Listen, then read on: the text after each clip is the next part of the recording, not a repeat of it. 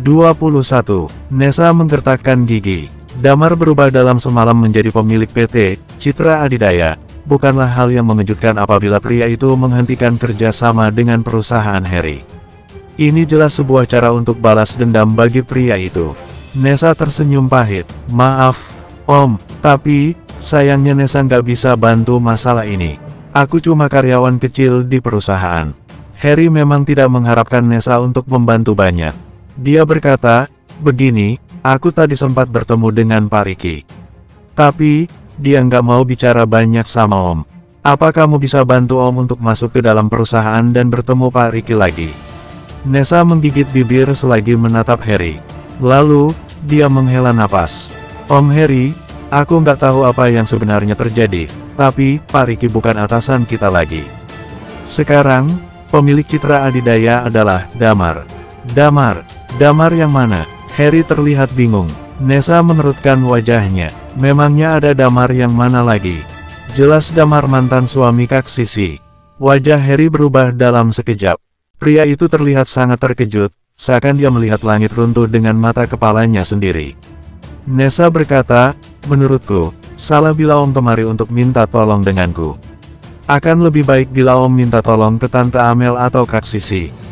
Ya, walau menurutku itu juga nggak akan berguna banyak mengingat perlakuan kita ke Damar dulu. Kenyataan yang begitu pahit. Ini, Harry memucat. Dia jelas sengaja membalas dendam. Faktanya, masalah ini tidak ada hubungannya dengan Damar. Kemarin, Damar berbicara dengan Barry dan meminta pria itu untuk mengurus Citra Adidaya. Barry kemudian menelepon Ricky untuk membahas mengenai kerjasama. Sungguh, saat menerima telepon dari Barry, Ricky merasa seluruh tubuhnya melemas. Dia sedang berbicara dengan orang terkaya di kota JC. Karena bisnis dengan perusahaan Barry sangat besar, maka Ricky pun mengambil sebuah keputusan. Segala bisnis kecil yang tidak terlalu penting atau menguntungkan segera dihentikan. Dengan demikian, Citra Adidaya bisa memiliki lebih banyak sumber daya untuk mengerjakan semua bisnis dari Barry. Dalam hal ini, Harry hanya secara tidak langsung terkena dampaknya saja. Sejujurnya, aku juga dalam kondisi yang sangat sulit. Wajah cantik Nessa penuh dengan kekhawatiran. Selagi bekerja di perusahaan ini, aku merasa bahwa aku bisa kehilangan pekerjaanku kapanpun. Setelah makan dengan Stephen, Damar pergi ke rumah sakit untuk menemui Jimmy. Dia sangat senang ketika melihat bocah kecil itu terlihat jauh lebih baik dari biasanya.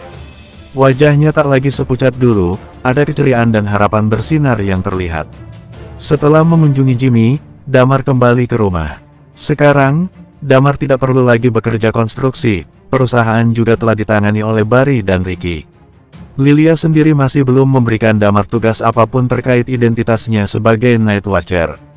Sekarang, Damar benar-benar tidak memiliki hal yang perlu dilakukan. Ketika Damar kembali ke rumah, hari sudah siang.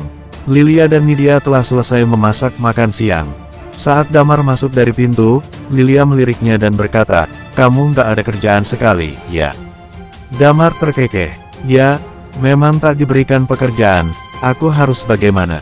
Aku belum sepenuhnya ditugaskan kembali sebagai Night Watcher, tentu saja tak ada kerjaan." Lilia menatap Damar untuk sesaat, lalu menjatuhkan pandangannya. "Night Watcher, kamu tidak perlu kembali." "Hah?" Damar bertanya dengan heran, "Apa maksudmu?" "Aku telah menelepon pria tua itu tadi. Lalu, dia berkata bahwa kamu tidak perlu kembali." Lilia melanjutkan, "Dalam 3 tahun terakhir, entah pihak internal Night Watcher maupun pihak-pihak lain, semua orang berpikir bahwa kamu sudah tidak ada.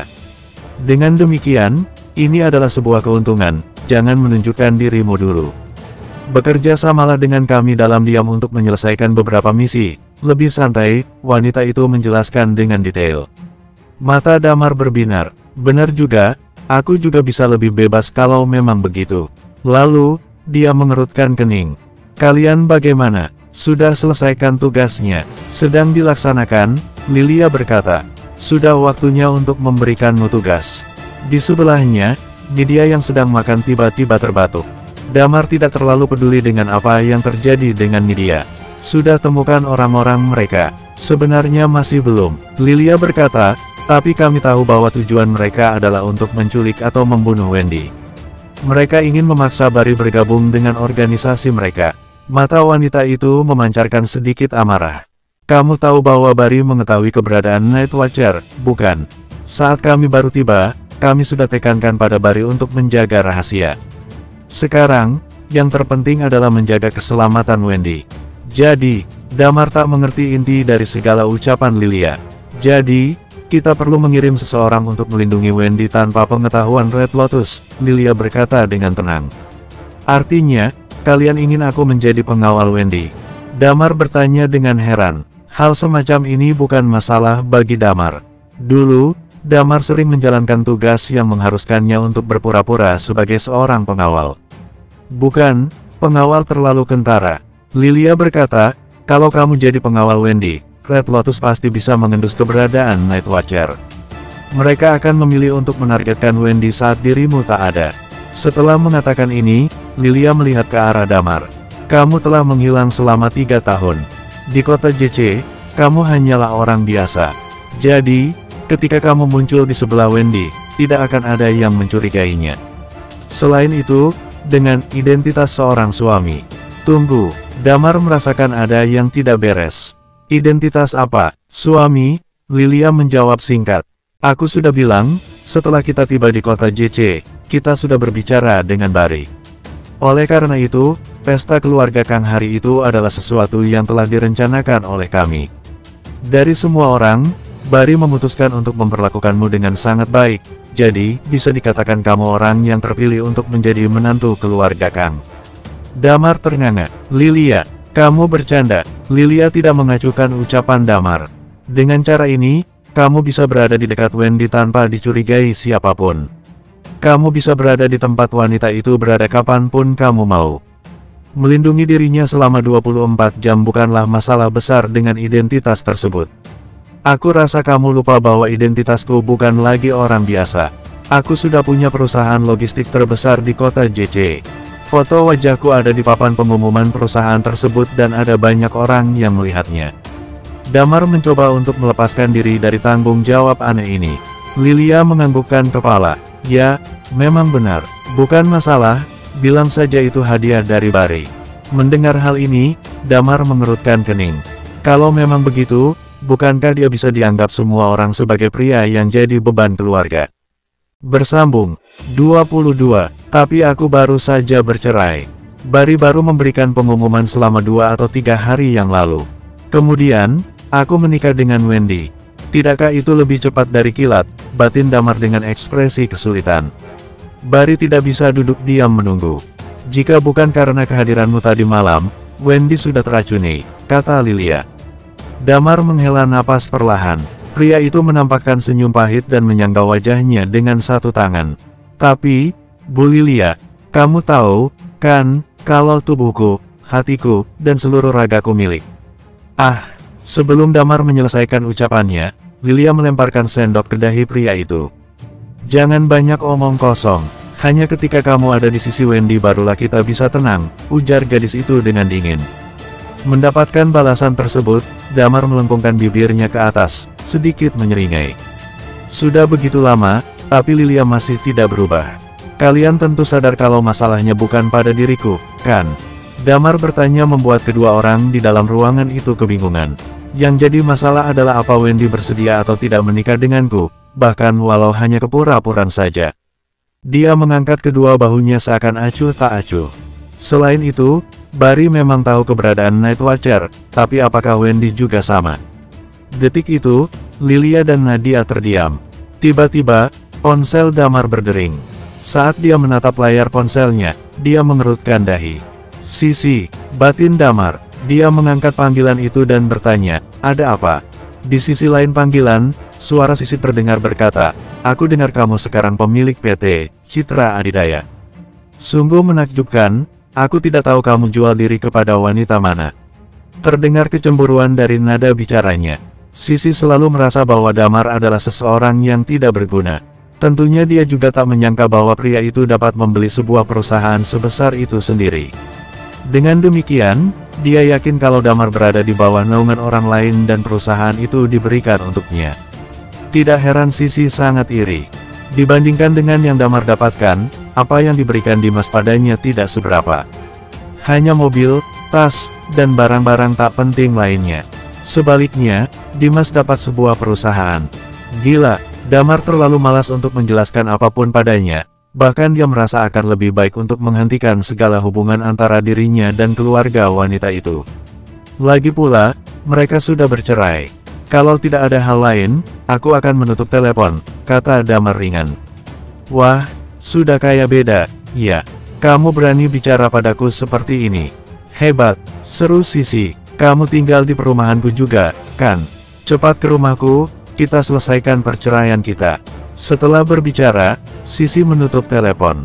Damar mengerutkan kening. Bukannya sudah cukup dengan tanda tanganku? Damar memutar bola matanya. Walau malas, tapi dia memutuskan untuk pergi ke sana dulu. Kalau tak penting, maka Damar akan langsung pulang. Aku pergi dulu. Kalau begitu, keputusan sudah final, kata Lilia. Keputusan apa? Damar berkata dengan cepat, pernikahan yang asal-asalan bukanlah hal baik. Meski hanya pernikahan palsu, kalau Wendy sungguh melibatkan perasaan padaku, itu akan menjadi rumit. Ujar Damar. Bukan Damar terlalu percaya diri, tapi sejak pertemuannya dengan Wendy terakhir kali, dia merasa wanita itu menatapnya dengan cara berbeda. Yah, anggap saja dia terlalu percaya diri, tapi lebih baik menghindari masalah sebelum masalah itu sungguh benar adanya, kan? Ini adalah rencana yang strategis, Lilia membalas. Damar tersenyum pahit, tidak menyetujui. Pria itu memakai sepatunya dan pergi dengan cepat. Nidia berkata sembari tersenyum, biar aku yang bicara padanya. Kalau kamu bicara sekeras itu padanya, dia tidak akan setuju. Lagi pula, dia baru saja bercerai, dan pernikahan terakhirnya tidak begitu baik. Lilia mengerang frustrasi. Dia takut dengan pernikahan, aku mengerti.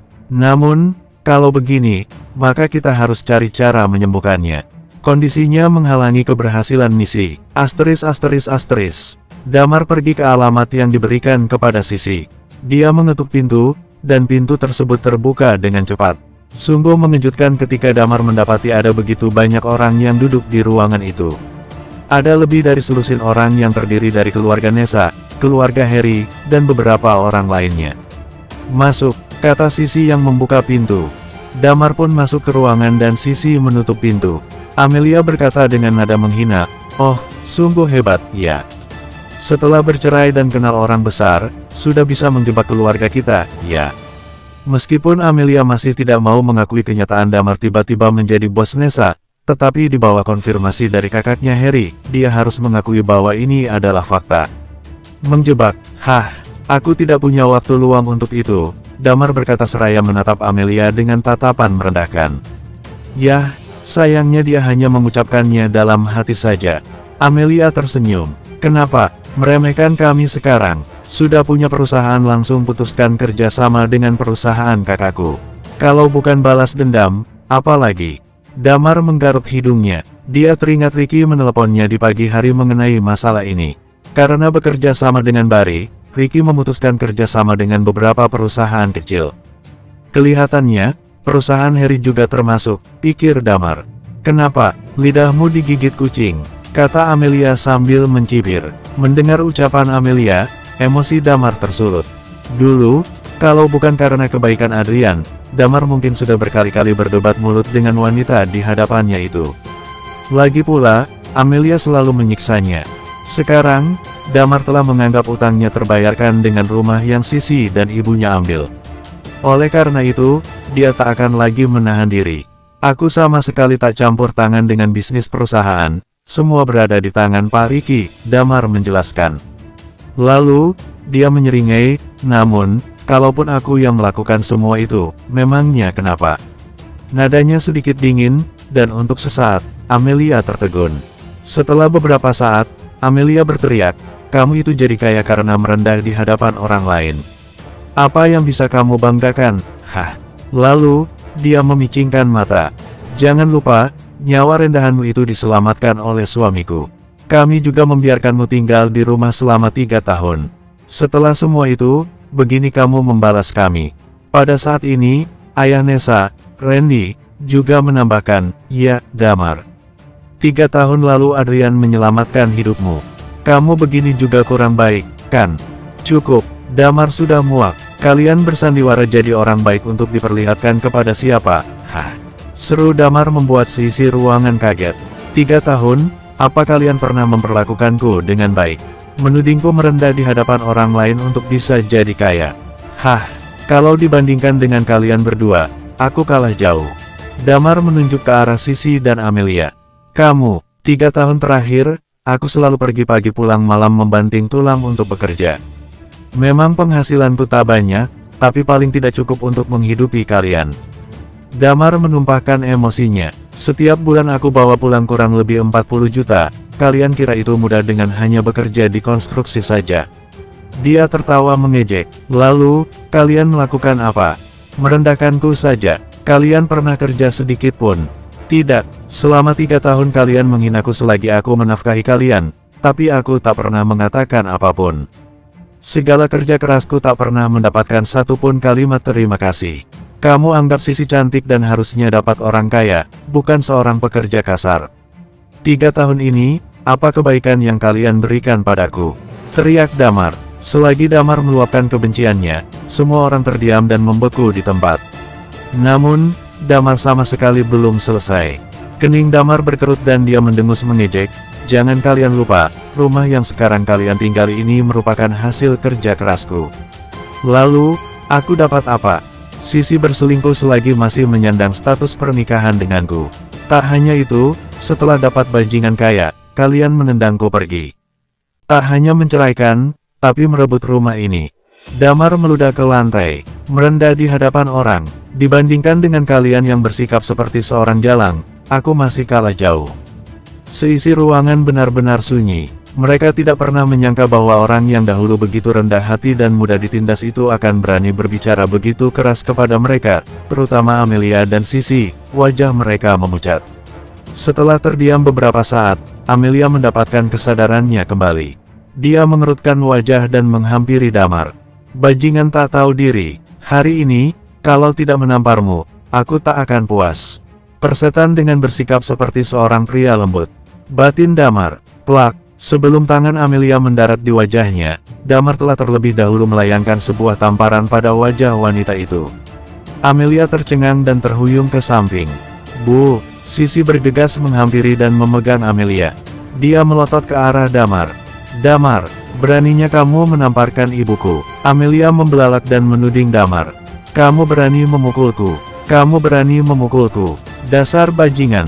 Matanya memancarkan kegilaan. Damar mencibir dan berkata, apa yang telah kalian lakukan kepadaku dalam 3 tahun terakhir kuanggap lunas dengan tamparan itu. Damar, jangan keterlaluan. Pada saat ini, beberapa anak muda berdiri. Damar menunjukkan jejak penghinaan di sudut mulutnya, mengangkat kepalanya, dan menatap mereka dengan dingin. Apa? Kalian mau apa? Melihat aura dominan Damar, tak ada satupun dari para pemuda itu yang berani maju. Mata Damar terlalu dingin, seakan dia berani untuk membunuh.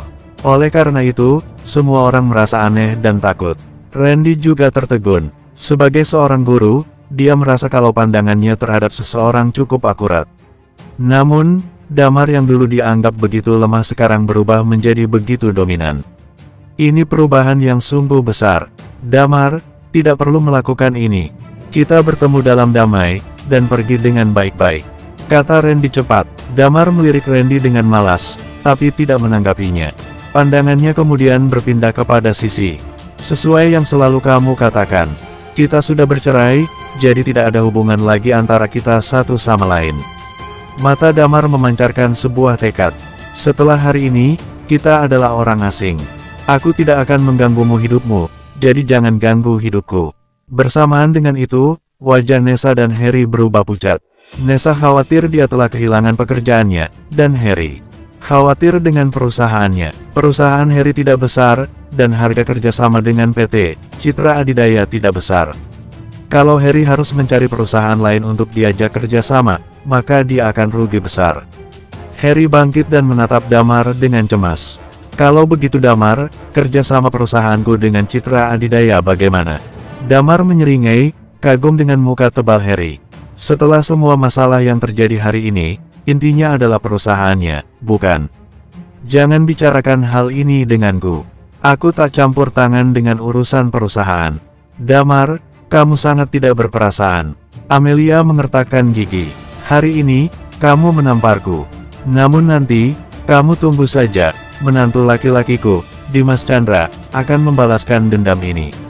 Mendengar ucapan Amelia, Damar tertawa keras. Lalu, dia berkata, Amelia, sudah kukatakan kalau kita tak ada hubungan lagi. Dia berbalik dan berjalan ke arah pintu. Sebelum keluar, dia berkata, adapun Dimas Chandra, dia sama sekali bukan siapa-siapa di mataku. Setelah menyelesaikan kalimatnya, Damar membanting pintu dan pergi. Bersambung 23. Selagi berjalan keluar dari lift, Damar merasa sangat senang. Dia merasa beban di hatinya terangkat dan tubuhnya terasa ringan, bahkan udara yang dia hirup terasa lebih baik. Tiba-tiba, Damar terbatuk. Lupakan, udara masih saja buruk.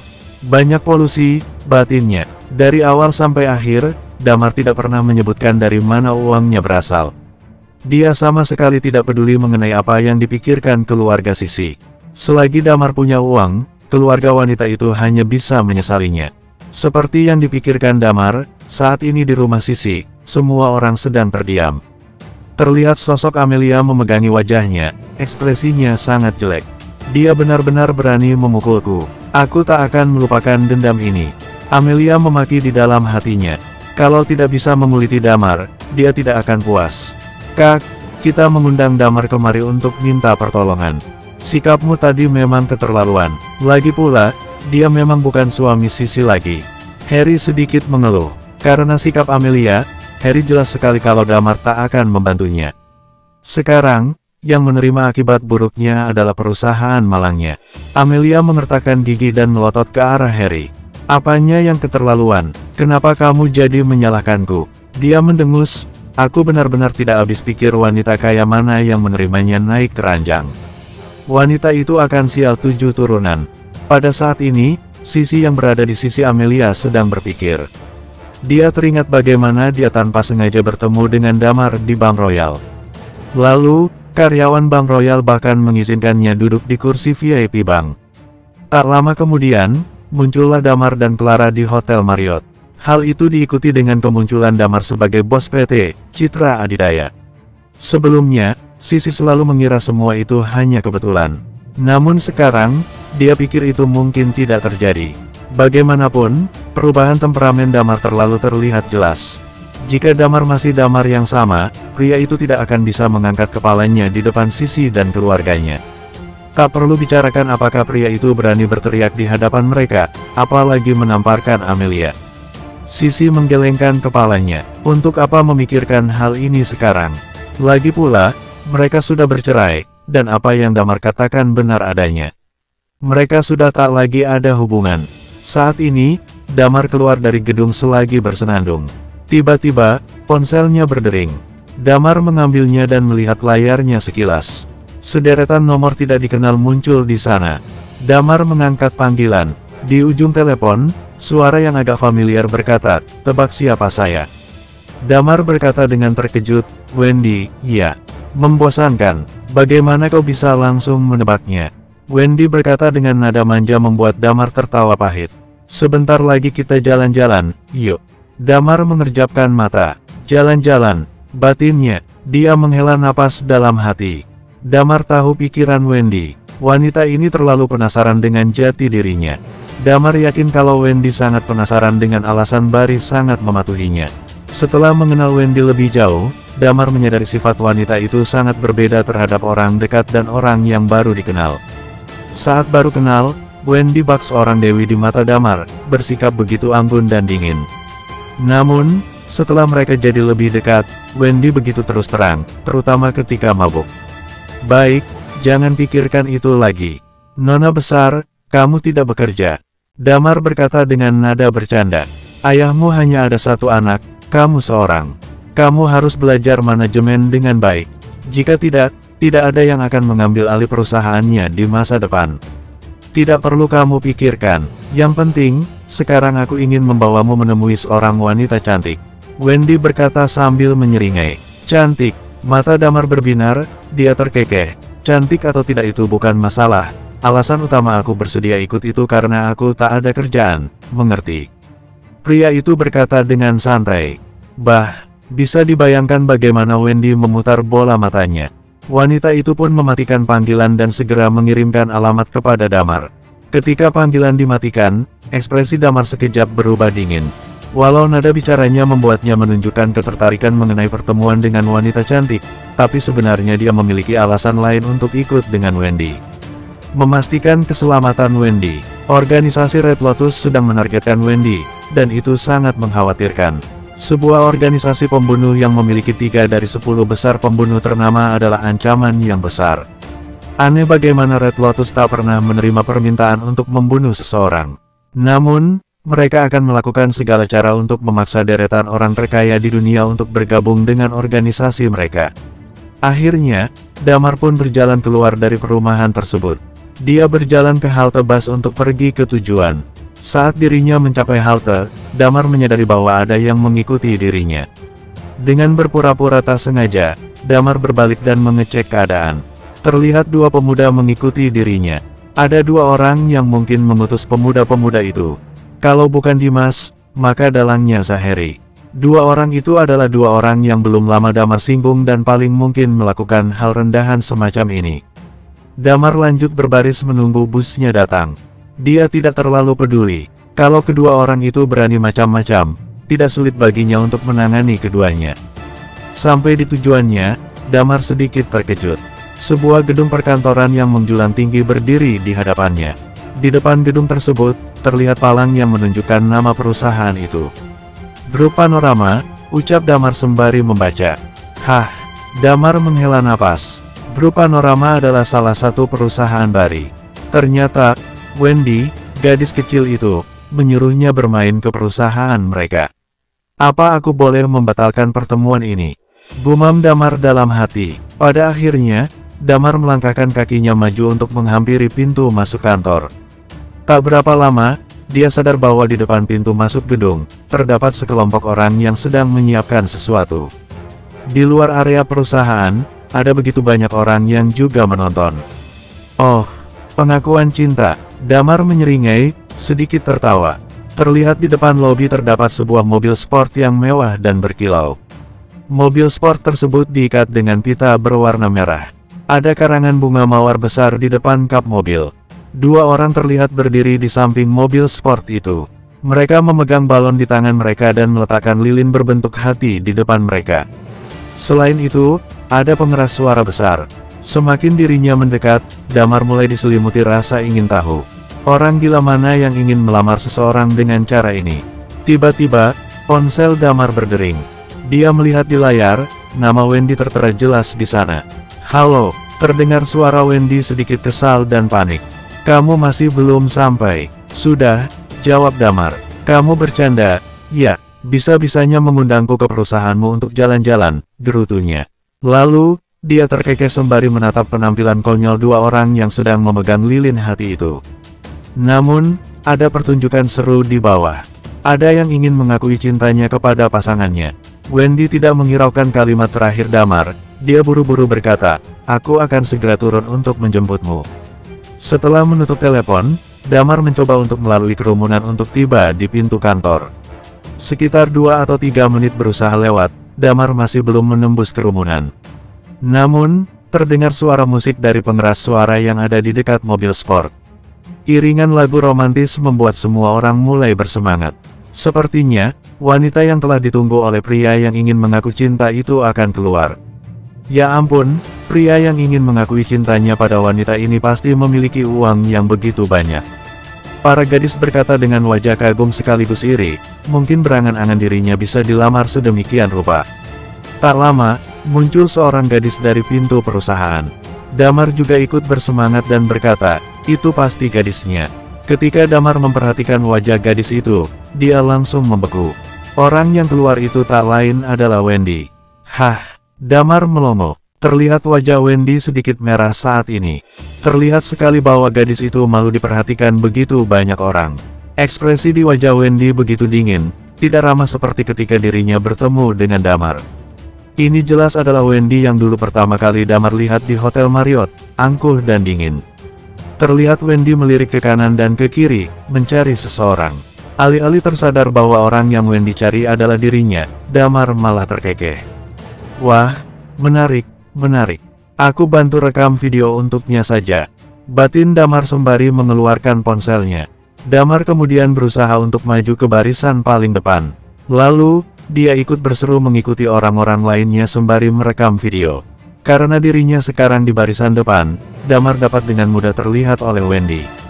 Gadis itu segera memutar bola matanya ketika dia melihat wajah antusias Damar saat merekam dengan ponselnya. Pada saat ini, pintu mobil tiba-tiba terbuka. Seorang pemuda tampan dengan kacamata hitam keluar dari sana. Pemuda itu memegang seikat mawar yang terlihat mahal di tangannya, senyuman lembut terpampang di wajahnya. Setelah pemuda tampan itu keluar dari mobil, di belakangnya, 7 atau 8 pemuda berjas segera mengikutinya. Orang-orang tersebut berdiri di kedua sisi mobil sembari mengangkat balon di tangan mereka pada saat yang bersamaan. Damar mengakui kalau adegan ini terlihat sangat romantis, terlihat kalau pemuda itu bekerja keras untuk mengesankan wanitanya. Tak hanya kaya, pria itu juga tampan. Sungguh sebuah paket lengkap. Pemuda itu berjalan mendekati Wendy. Terlihat wajah Wendy begitu merah dengan adegan ini. Wendy menatap pemuda itu dan berkata, "Erlangga, apa yang akan kamu lakukan? Tidakkah kamu malu?" Erlangga mengabaikan Wendy. Dengan mawar di tangannya, pria itu berlutut dengan satu kaki.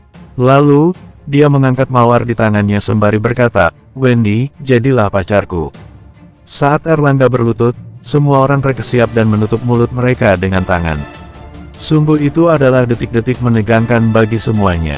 Di sisi lain, Damar sedang sibuk memperhatikan adegan itu ketika dia menyadari ada satu hal yang aneh. Sosok yang familiar ternyata berada di antara kerumunan orang yang mengikuti Erlangga.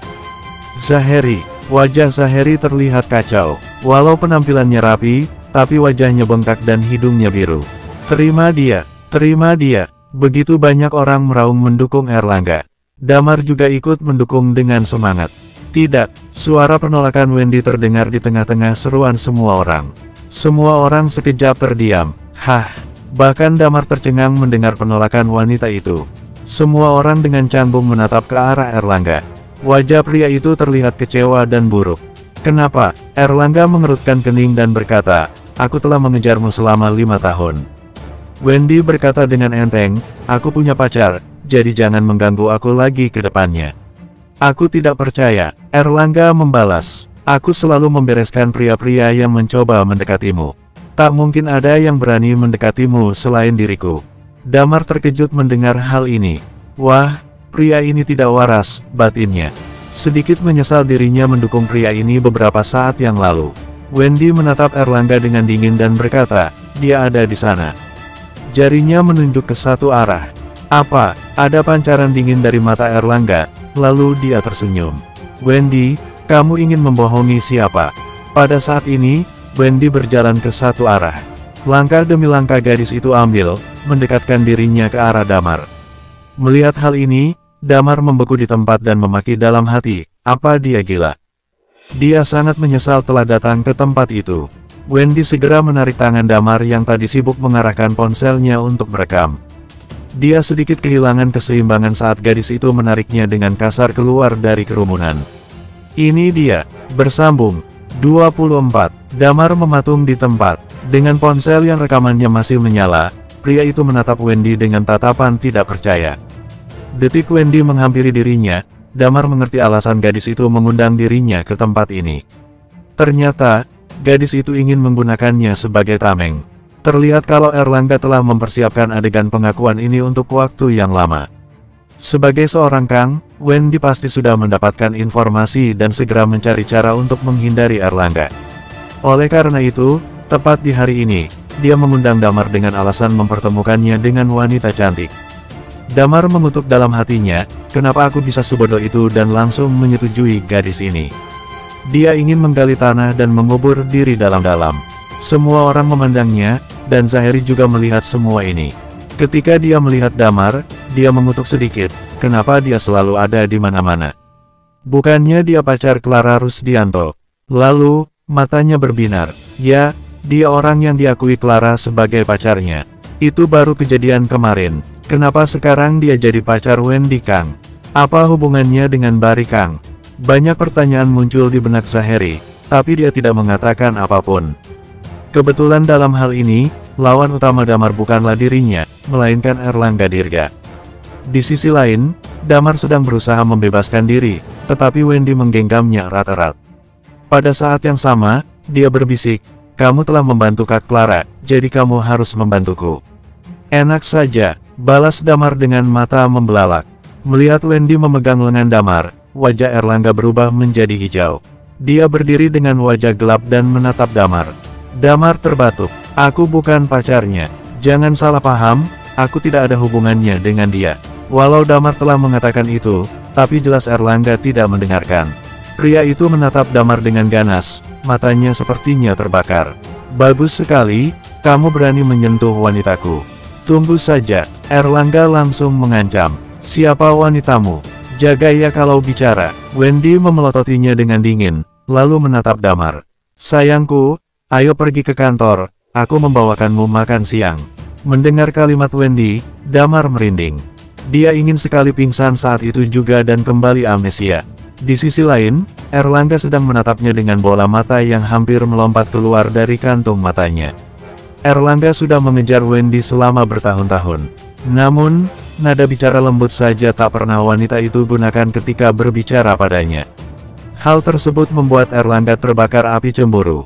Berdebah, Erlangga mengertakkan gigi dan melambaikan tangannya. Detik berikutnya, beberapa orang di belakangnya berkumpul. Wendy berkata dengan mata dingin, "Erlangga, apa kamu berencana mencari masalah di depan perusahaan kami? Selama bocah ini putus denganmu sekarang, aku berjanji dia akan pergi dengan selamat," kata Erlangga dengan marah. Damar tidak bisa berkata-kata. Apa Erlangga tuli atau bodoh? Damar sudah menjelaskan kalau dia tak ada hubungan dengan Wendy, tapi pria itu tak mendengarkan sama sekali. Ada ramai-ramai apa ini? Apa semuanya sudah tidak ingin bekerja lagi? Pada saat ini, sebuah suara tegas bisa terdengar. Semua orang menoleh dengan cepat. Terlihat di pintu masuk gedung kantor, Barry dengan setelan jas dan sepatu kulit berjalan keluar. Dia mengerutkan kening dan menatap Erlangga. "Erlangga, kamu kesini untuk mencari masalah?" Erlangga mengertakkan gigi dan melihat ke arah Barry. "Om Barry, kamu bilang aku bisa mengejar Wendy. Namun, ternyata Wendy bilang dia sudah punya pacar. Lihat," dia menunjuk ke arah Damar. "Sampah semacam ini bisa jadi pacar Wendy." Mata Barry terbelalak mendengar ucapan Erlangga. Lalu, dia mengalihkan pandangannya ke arah Wendy. Saat dia melihat Damar, mata Barry semakin melebar. Damar mengangkat bahu tanpa daya ke arah Barry. Melihat sosok Damar, Barry mengerjapkan mata. Lalu, dia dengan cepat menatap ke arah Erlangga. "Aku sudah bilang, semua orang berhak mengejar Wendy. Namun, tidak termasuk denganmu. Kalau kamu masih tak mau pergi, aku akan menyuruh satpam untuk mengusirmu." "Om Barry," ekspresi Erlangga berubah terkejut. "Siapa ommu? Pergilah dari sini," ucap Barry. Lalu, dia memandang para penonton dan mengutuk. "Aku melihat ada beberapa orang yang harusnya bekerja tapi masih terbengong. Kalian sudah tidak mau kerja lagi." Ketika ucapan Barry terdengar, kerumunan itu langsung bubar. Ternyata, sebagian besar penonton adalah karyawan grup Panorama. Barry mengalihkan pandangannya lagi pada Erlangga.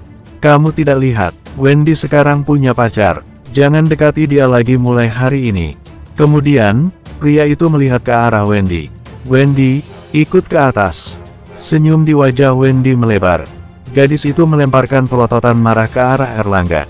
Kemudian, dia berjalan dengan santai ke dalam kantor bersama dengan Damar yang terkunci lengannya.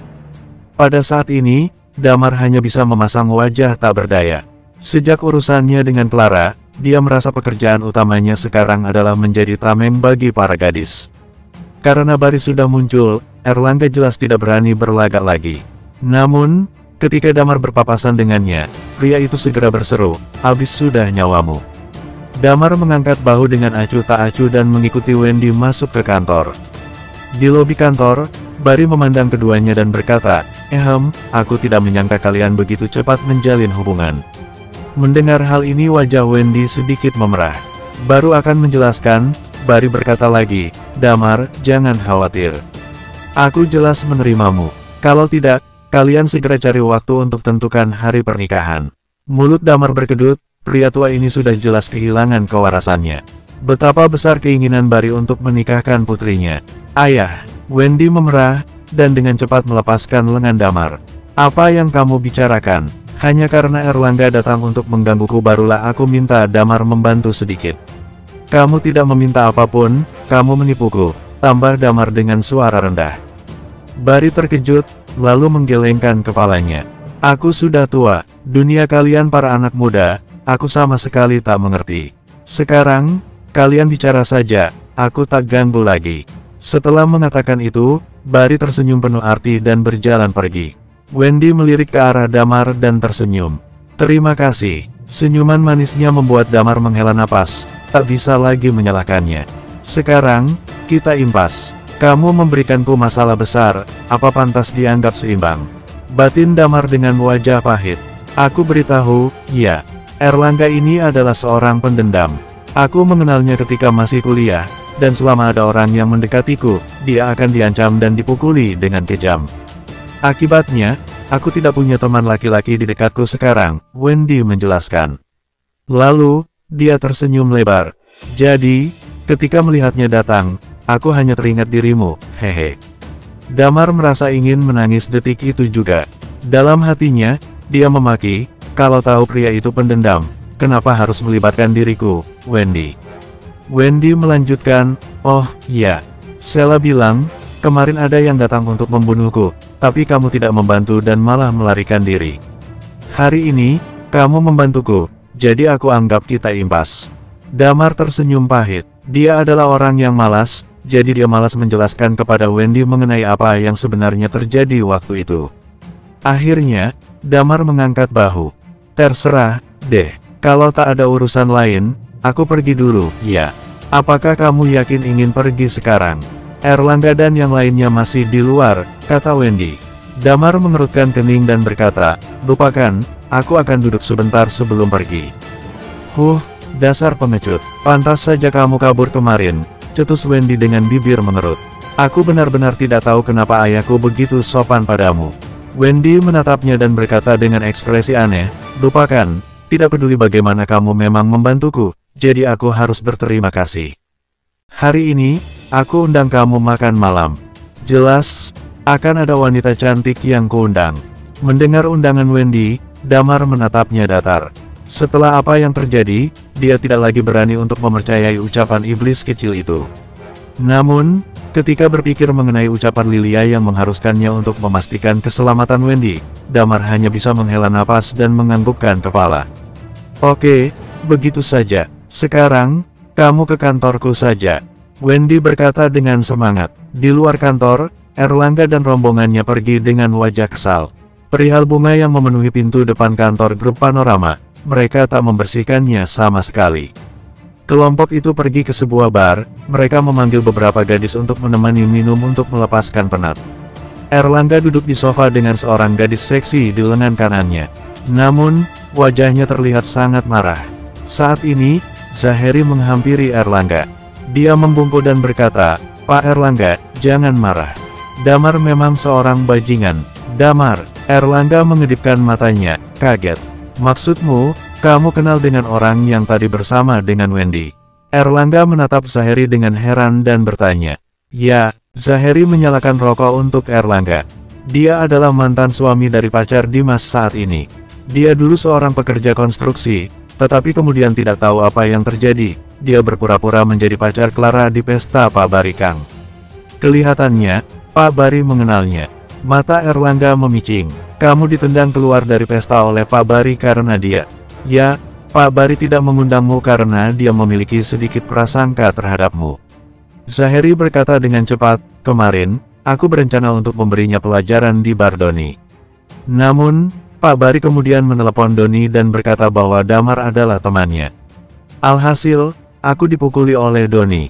Tetap saja, yang Doni takuti bukanlah Damar, melainkan Pak Barry. Erlangga mendengar dengan saksama. Lalu, dia berkata, jadi, dia adalah orang tanpa latar belakang apapun. Di mata Erlangga, ekspresi jahat melintas. Lalu dia meremas paha gadis di pelukannya. Asteris. Pada pukul 4 sore, Wendy meninggalkan kantor lebih awal untuk pergi dengan Damar. Mengenai pulang lebih awal dari kantor, dia tak peduli sama sekali. Bagaimanapun, kantor tempatnya bekerja adalah perusahaannya sendiri. Entah kenapa, Wendy membawa Damar ke bandara. Sesampainya di pintu kedatangan bandara, Wendy terlihat sedang menunggu dengan bersemangat. Wendy tertawa ke arah Damar yang terlihat malas dan bosan. "Jangan khawatir, kamu tidak akan kecewa ikut denganku hari ini. Yang kita jemput sekarang adalah kakak senior di kuliahku dulu. Kami berdua disebut sebagai dua wanita tercantik sekolah, loh."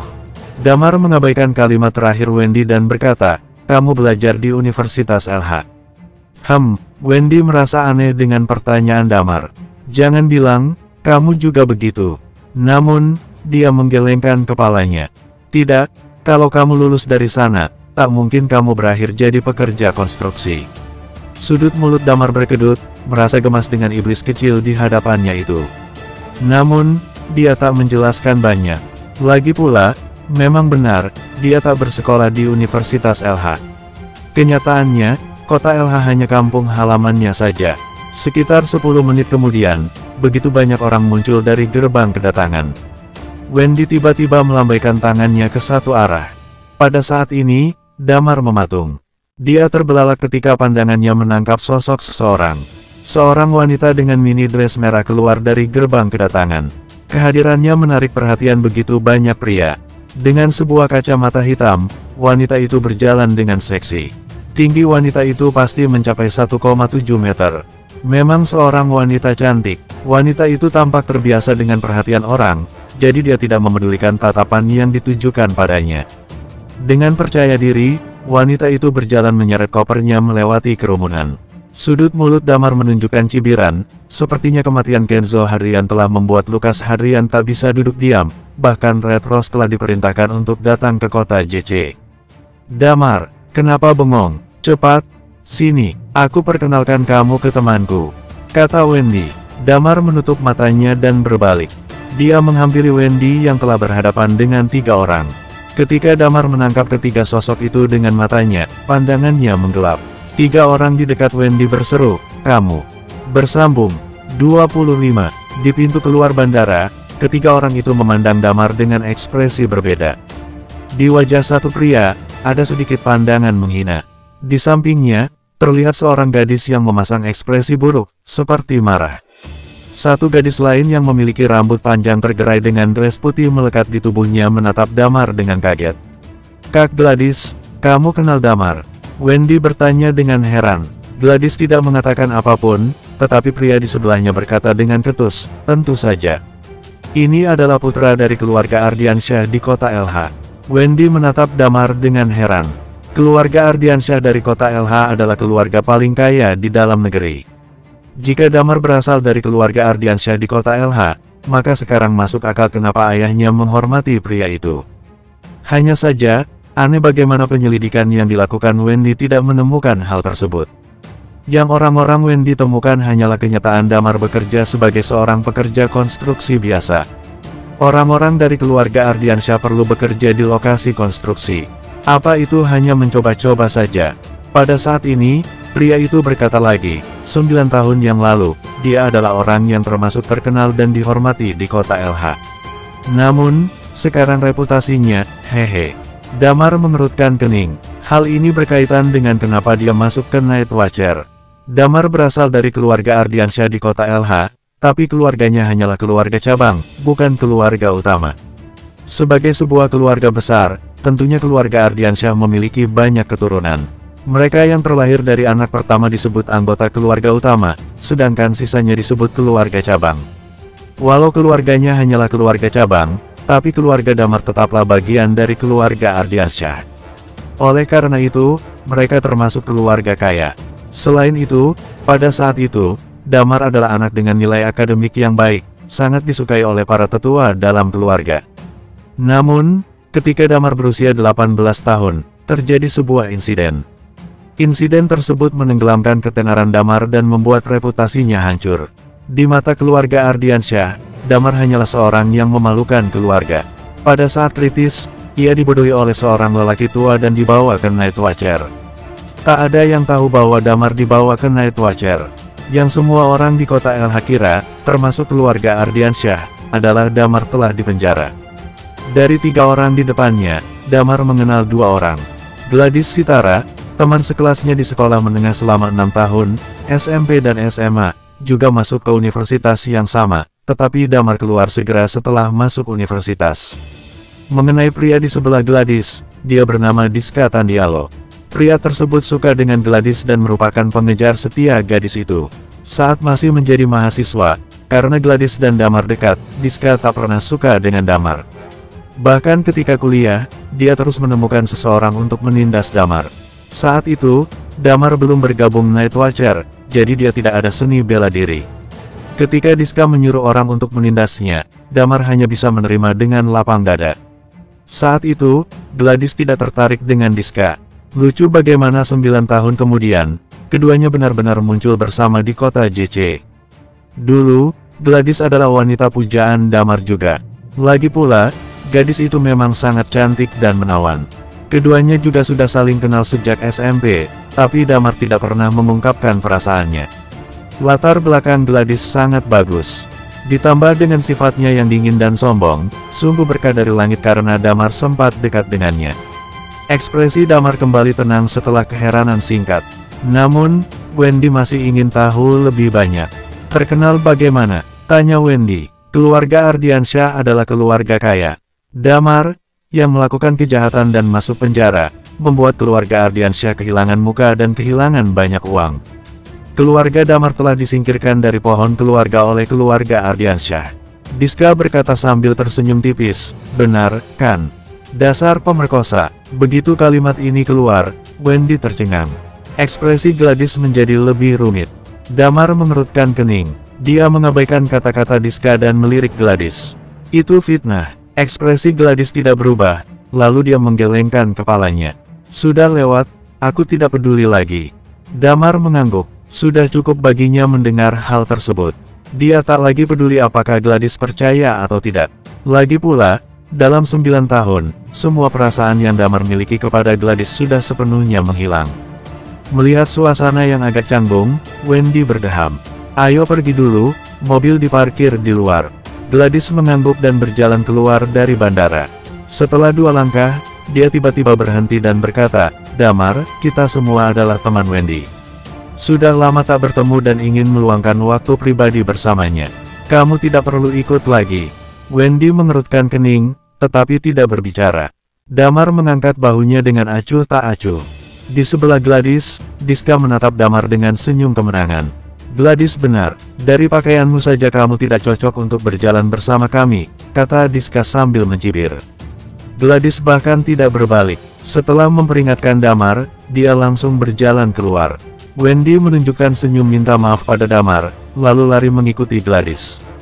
Dia tak enak hati melanggar ucapan kakak seniornya. Diska menatap Damar dan mencibir, "Aku pikir kamu akan hidup di penjara seumur hidup.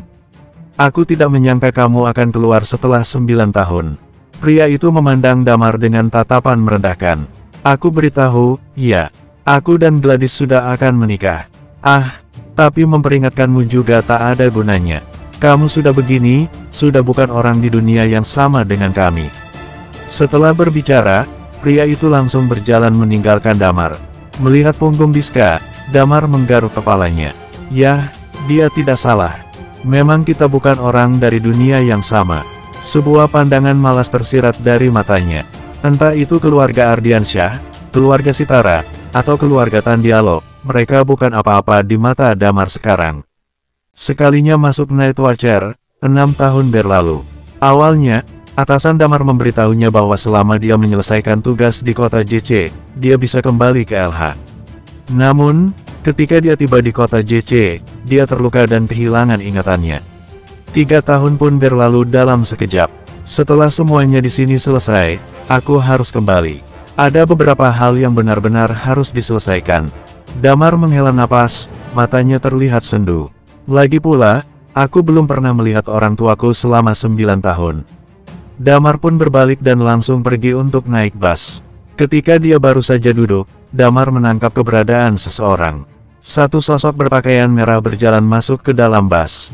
Pakaian mewah gadis itu menarik perhatian semua orang yang ada di dalam bus. "Red Rose," pekik Damar dalam hati. Bisa-bisanya dia naik bus. Red Rose adalah salah satu pembunuh terbaik. Kekayaan wanita itu jelas tak terhitung jumlahnya.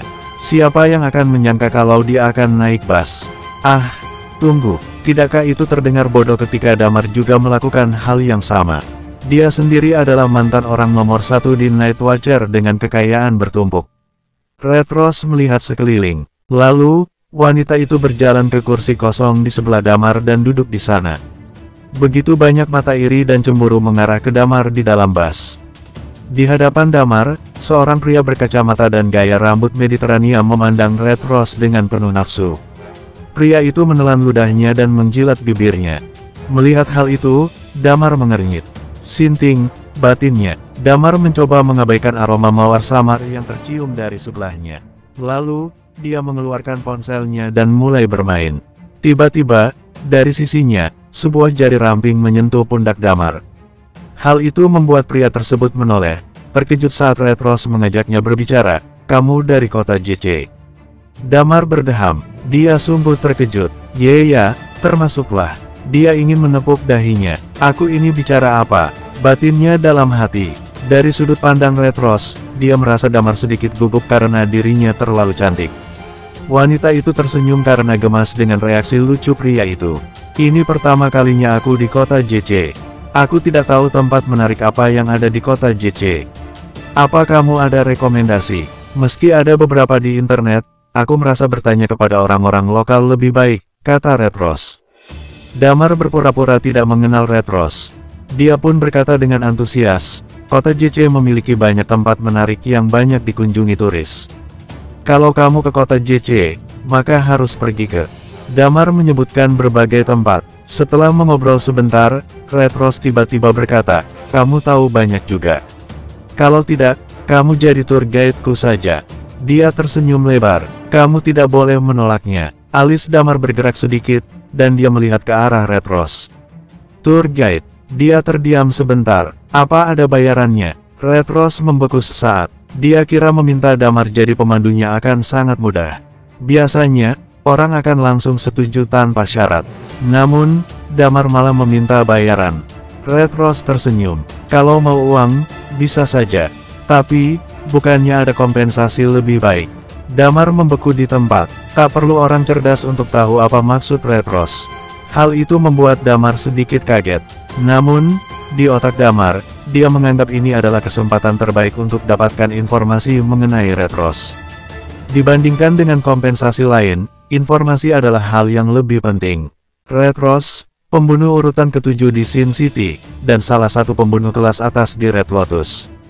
Setelah membunuh seorang kepala suku, dia menjadi terkenal di kalangan dunia gelap. Bila disetarakan dengan Night Watcher, maka kekuatannya setara dengan Night Watcher nomor 15 dan nomor 30. Kehidupan pribadi Red Rose agak kacau, dia selalu menggoda pria tampan dengan tubuh yang menarik. Terlihat jelas, Damar kali ini telah menarik perhatiannya.